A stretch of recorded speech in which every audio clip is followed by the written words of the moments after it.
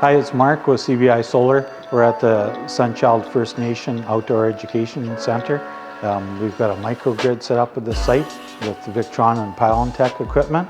We've got 10 kilowatts of bifacial solar and about 26 kilowatt hours of Pylontech batteries for storage. We've got a backup diesel generator, two 5,000 watt inverters, so it's a nice system.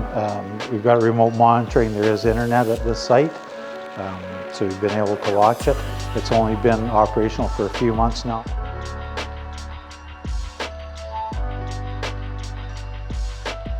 It's a real nice facility and it's getting lots of usage. It's good to see the children and the elders out here working together and learning.